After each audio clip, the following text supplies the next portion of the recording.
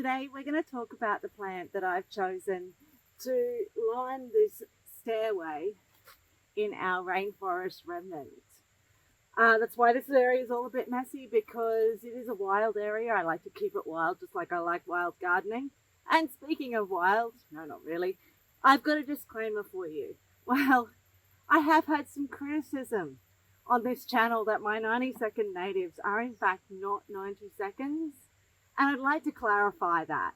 So the whole video itself isn't 90 seconds because I do an intro and a conclusion. The 90 seconds refers to just the bit where I try to remember as much about the plant as I can all at once. If you would prefer no intro, no conclusion, please comment down below. I'd love the feedback. Well, I've got my trusty stopwatch, but we're not filming here. I wanted to show you this one because it's a really rare Dianella grass. Dianella grasses are amazing, but there are so many different species of Dianella and they're all good in their own ways. This one here grows really well in the shade and will even flower and fruit in the shade. It's great for pollinators. Can't say too much or I'm messing up my 90 seconds, aren't I? But yes, so this is Dianella atraxis, the rainforest version of the Dianella grass. Let's go have a look at the common one that you'll see probably no matter where you are in Australia. So right here behind me is Dianella caerulea, and it's arguably the most common Dianella around Australia. We also do see Dianella tasmaniensis around the place. It's a pretty common one, but this one flourishes in a wide range of habitats, which is why I think it's so popular. At the moment, it's not featuring its beautiful purple flowers or beautiful purple berries, but that's because we're going into our far north Queensland winter, which is why I'm wearing a jumper. Doesn't happen very often up here, but we've had a cool snap for a couple of days, which means we've got down to like 17, 16 degrees, which will make those of you in southern states laugh. Anyway, here's another Dianella. This one you can see is a variegated version, which I just love. Look at that foliage.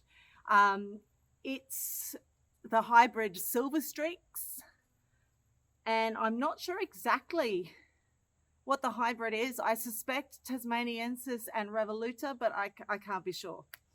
So I'll put that down there.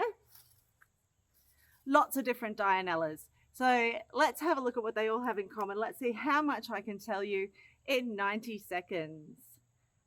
Start the clock. Okay, Dianella. So Dianella are native grasses and they're found all across Australia, including in Tasmania.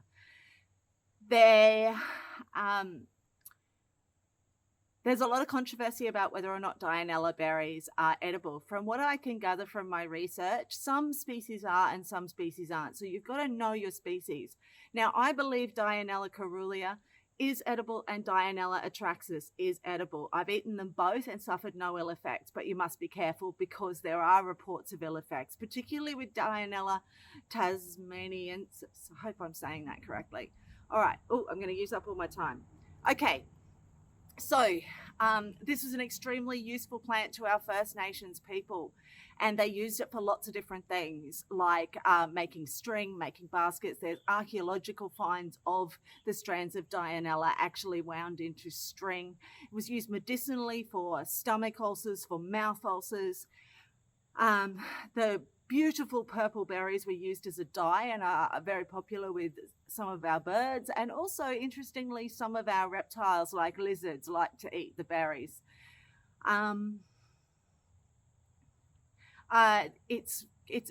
It can be propagated by seed, but it's actually quite difficult. You're far better off propagating by division in a similar way to Lamandra, and I am out of time. Okay, so that's all I can say about Dianella today. It's such a fantastic plant. Look, if you want me to do a long form version, like an actual proper attempted documentary form, I am upgrading my technology and I may be able to do a 4K video documentary on that if anyone, if the demand is there. So let me know. All right, that's it for today. Don't forget that if you'd like to see more from me, if you'd like to support the channel, if you like what I'm doing, the best way to feed that back is to like, comment, share, and subscribe. I've got a garden bed out the back that needs to be fixed up, so I'm going to go and get into it. And until we get into it on camera again, have a great week.